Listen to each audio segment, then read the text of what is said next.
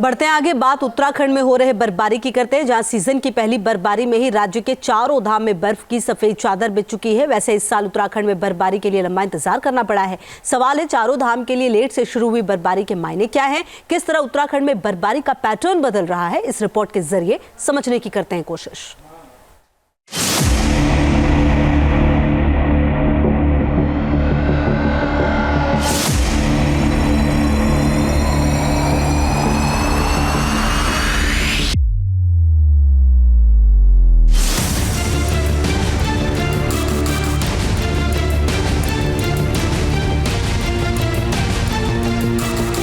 आखिर देवभूमि में बर्फ की चादर बिछ गई।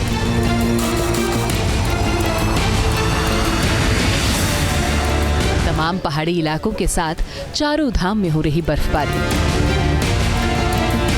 बद्रीनाथ हो या फिर केदारनाथ, गंगोत्री धाम हो या फिर यमुनोत्री, इन पवित्र स्थलों पर बहुत लेट से बर्फबारी का दौर शुरू हुआ। सवाल है कि क्या क्लाइमेट चेंज के खौफनाक चक्रव्यूह में फंस गए हैं चार धाम?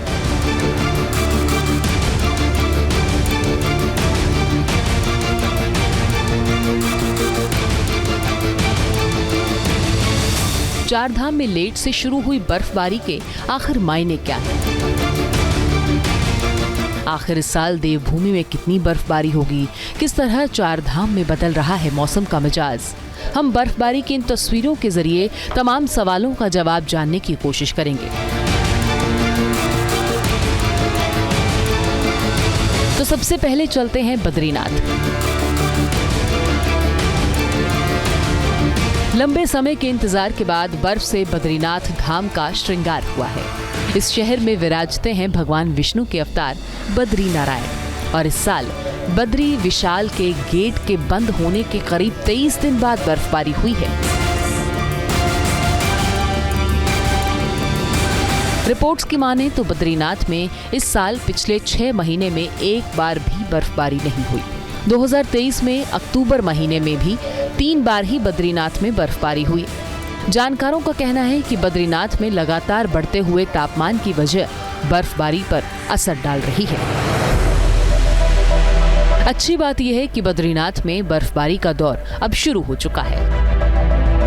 बर्फबारी की ये तस्वीरें तुंगनाथ मंदिर से सामने आई हैं और तुंगनाथ पर्वत पर मौजूद है तुंगनाथ मंदिर।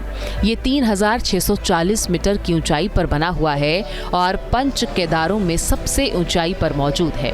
बताया जाता है कि यह मंदिर 1000 साल पुराना है और बर्फबारी में ये धर्मलोक दिव्य लोक की तरह नजर आता है।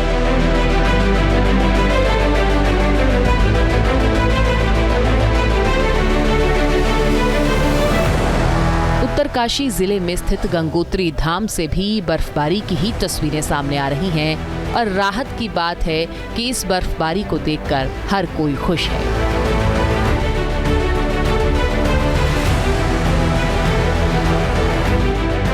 उत्तराखंड के चार धाम में केदारनाथ धाम भी है। समुद्र तल से 3584 मीटर की ऊंचाई पर मौजूद है ये मंदिर। यहाँ भी सीजन की पहली बर्फबारी हुई। 2013 में बड़ी कुदरती तबाही का गवाह रहा है ये मंदिर। अपनी आंखों से ये मंदिर लगातार कुदरत के इस बदलते हुए आलम को देख रहा है।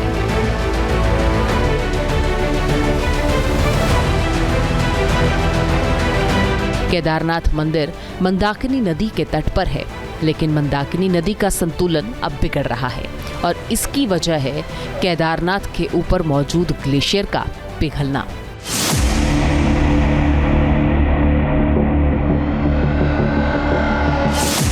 चिंता की बात यह है कि इस साल लेट से बर्फबारी हुई।